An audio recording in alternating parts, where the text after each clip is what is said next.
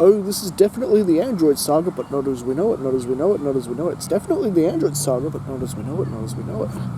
Hey guys, DB right here, and today I am continuing with what if Bulma became a Z warrior? I always trip myself up when I go to say it, don't I? I almost do like a slight stutter whenever I go to say, what if Bulma became a Z warrior?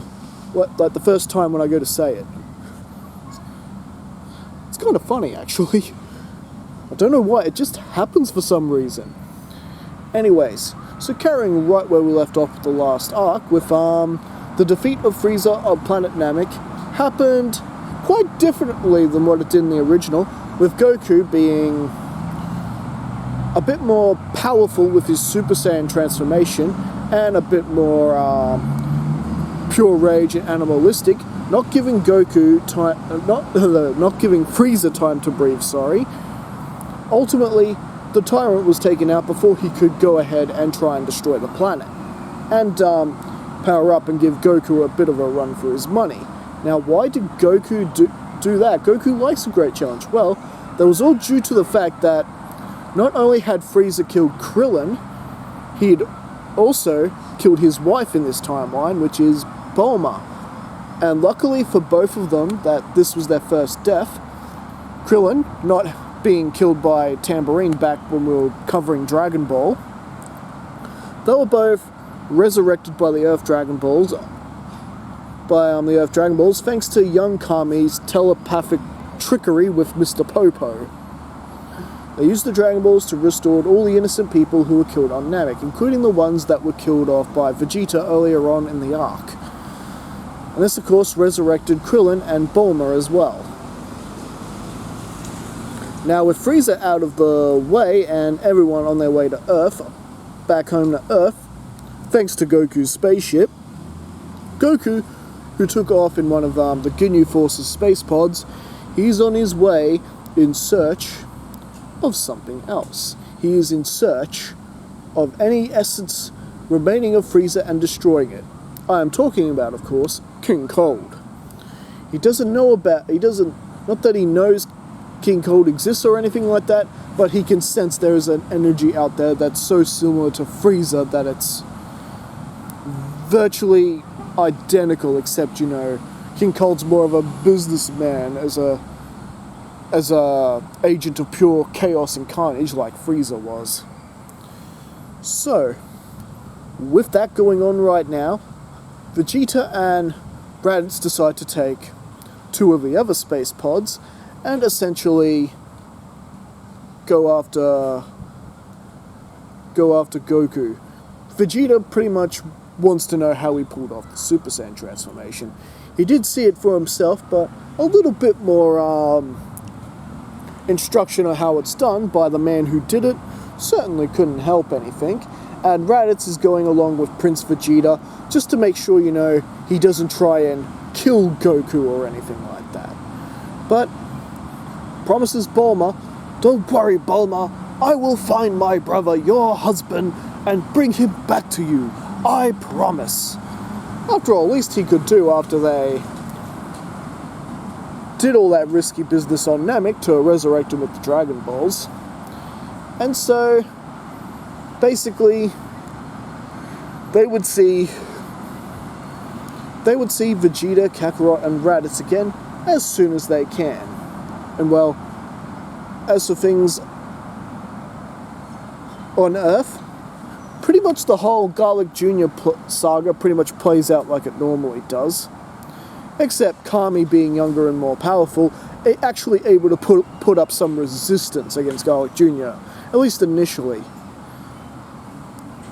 And basically the difference was that Kami was basically the Piccolo in this instance. They actually bit Kami and tried to basically make him bad, but it didn't work on him, much like it didn't work on Piccolo. After all, Kami's evil health would be Piccolo, so no, I guess he, if you think about it, he would be immune from the evil effects of the evil water stuff. So anyway, basically, the Garlic Jr. saga pretty much played out per normal, except you had young Kami instead of Piccolo. And yeah, Bulma was still unfortunately taken under the influence of the Blackwater Mist. And so, yeah. But it all worked out the same anyway. So, in the meantime though, Vegeta and Raditz haven't had much luck in finding Kakarot. They did find some other planets that have been, where Frieza stations have been established, pretty much decimated and destroyed. So Kakarot had been there and pretty much laid waste to these stations. It seems for once your brother is actually acting like a true Saiyan, Raditz. So tell me, when are you gonna shape up? Raditz just doing his best to ignore Vegeta, and well, Goku does unleash a one-man war when he does finally find the world where King Cold's basically residing. King Cold, who's basically making travel plans to find out what happened to his son, after hearing some strange transmissions of what was going down on Namek. But yeah, he hadn't even left the driveway yet when Goku was basically there before him, and basically straight out attacks King Cold.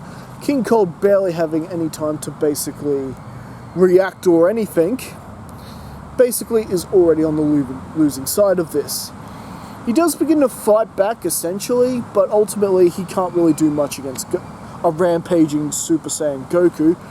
And well, essentially Goku's got King Cold by the throat, and with one word, die! King Cold basically takes a ki blast through his, basically through him, and basically is killed off right then and there. Vegeta and Kakarot, Raditz, are close enough to, actually sense the death of, King Cold, and of course, the glimmer of what is Goku's energy. Oh! He's some kind of monster! He took down King Cold like it was nothing! This power I must have! And Raditz, of course, he's looking forward to learning this transformation for himself. Because if Prince Vegeta is going to get this power, oh yes, Raditz is going to want it as well.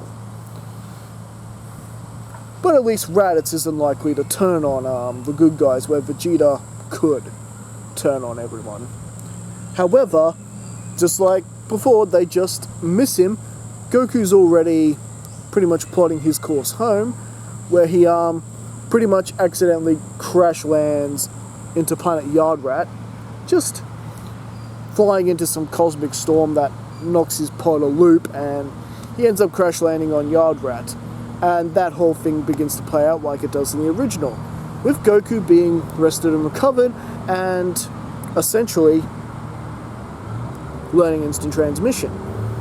And so Vegeta and Raditz deciding basically, let's just go to Earth. Goku's going to show up there sooner or later anyway.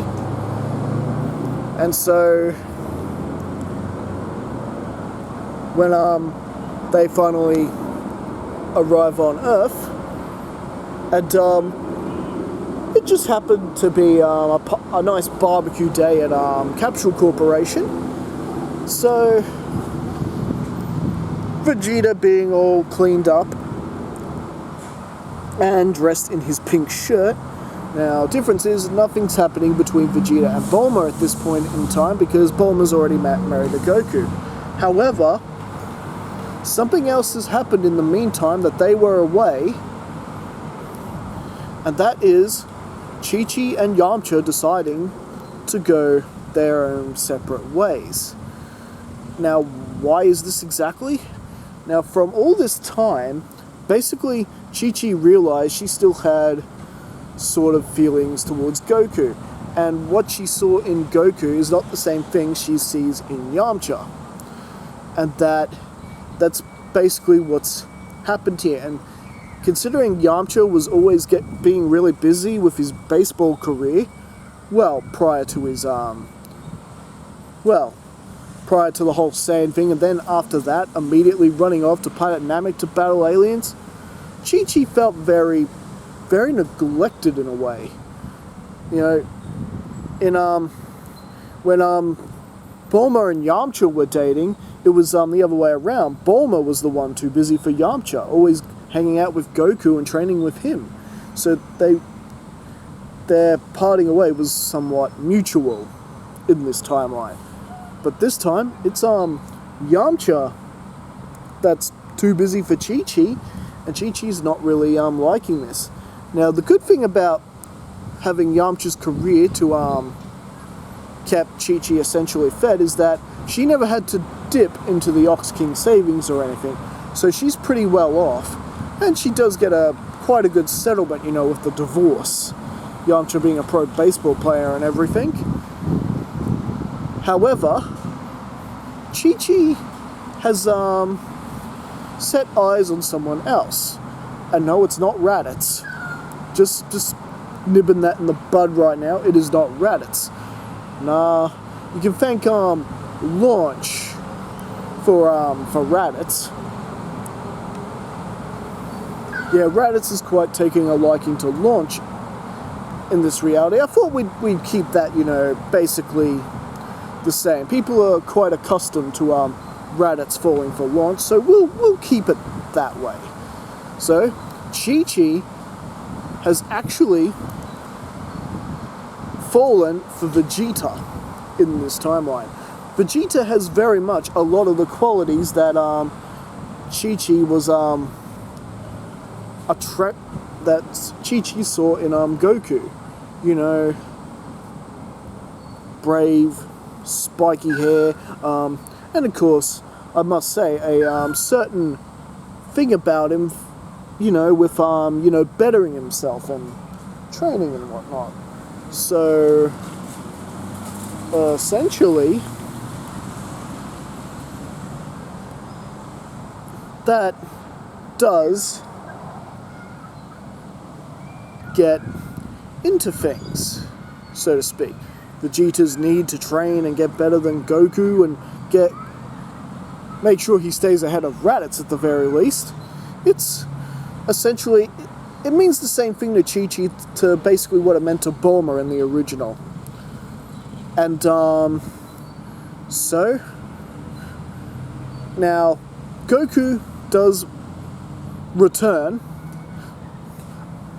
not long after Raditz and Vegeta's arrival, and because there was no Lord Frieza or King Cole coming to the planet, there was no need for the rest of the Dragon Team to be at Goku's landing site, and he is met by a mysterious stranger. This being a future version of his son, future Gohan. Yes, there's no future Trunks in this reality, so we get future Gohan instead. Blue hair and all. Who essentially gives Goku the cure to this heart virus he's supposedly going to catch, and tells him all about the what's going to happen to the Dragon Team, that essentially most of them are going to be wiped out by Android 17 and 18 at some point in the future. And well, basically Goku had to ask, you know, what happens to Bulma, to his mother, and that Gohan actually doesn't know. For some reason, Bulma disappears. She disappears and is never seen again. And so with that, Goku's basically got to be the bearer of bad news and tells everyone everything about what future Gohan had told him about the reality. Since there's no future Trunks this timeline, there's no need to be secretive and hide the reality of future Trunks, because future Trunks doesn't actually exist in this timeline. And so wait, if that's the case, who builds the time machine then? Well, remember, Gohan is the son of Goku and Bulma in this timeline, and he picked up a lot of from his mother, especially her talents of inventing. Gohan was able to build the time machine himself. And yes, he was very keen to use this. Gohan would do anything it takes to prevent at least one timeline from being engulfed in a dangerous world where Android 17 and 18 basically terrorize everyone. So yes, I do believe with Gohan being the son of both Goku and Bulma in this timeline, he would pick up a knack for inventing just like his mother and would have the know-how to build the time machine. So I hope that at least answers that somewhat slight flaw you might be thinking we had in this timeline. Just remembering, Gohan is the son of Bulma in this timeline. And so, with Gohan going back to his time, or at least preparing for when he will join them again in 3 years' time, basically, yes. Now Bulma is thinking, well, you know what? We could just find Dr. Giro's lab and just take him out right then and there. I'll never do anything that cowardly, Vegeta says. And, yeah, Goku pretty much agreeing the same thing. However, Bulma is not having this. She ultimately decides if they're not going to listen to her, she's going to take matters into her own hands. And so, with looking through some of her father's records and previous, scientific magazines and whatnot that have featured Dr. Gero before, Bulma essentially finds out where Dr. Gero's laboratory is and decides to investigate on her own. And well, you remember that future Gohan says that Bulma disappeared for some reason? This is why. While everyone else is out doing their training and everything, they haven't even noticed that Bulma is missing yet at this point. And Bulma is a Z warrior. She really should be out there doing some training, but if Bulma can get rid of the Doctor now and stop these androids from being activated, she could save the future right then and there. However, when she does finally find the lab, she is stopped in her tracks, suddenly being paralyzed by... You may have remembered that General Blue is still alive in this timeline. Remember, back when we were still covering Dragon Ball in this arc, General Blue had joined up with General Gold and Dr. Gero. General Gold being the son of Dr. Gero, who would essentially be the same man who becomes Android 16. And well, Bulma is able to get a look at the person paralyzing her. General Blue, I thought you were dead. Oh, I assure you, Miss Briefs. Call me Android Blue. And then the laboratory doors open. Android 16, Android 19, and Android 20 have opened the doors waiting for her. So it would seem one of Goku's friends has indeed fallen into my trap. In fact, we couldn't have asked for a better test subject. After all, you were with Goku when he destroyed my Red Ribbon army. In fact, you are just as guilty as he is, Miss Briefs. Oh wait, Mrs. Briefs. I forgot. You gotta understand, Bulma, I don't get out much. After all, planning revenge is a full-time job. Alright, General Android Blue, bring her in. And well, essentially, Bulma is going to be going under the same procedure as Android in 17 and 18 did when they were just normal human twins when Dr. Gero essentially kidnapped them. And yes, he has built them as well, but how sweet would it be if they could turn Bulma into an android, brainwash her, and have her kill her own husband? Oh, what sweet revenge would that be? And that's exactly what Gero has in mind. And I think, for right now, this is where we're going to leave things. So what do you guys think? Did you enjoy this story? How are things gonna go with Bulma essentially being built as an android? Will she really betray her family?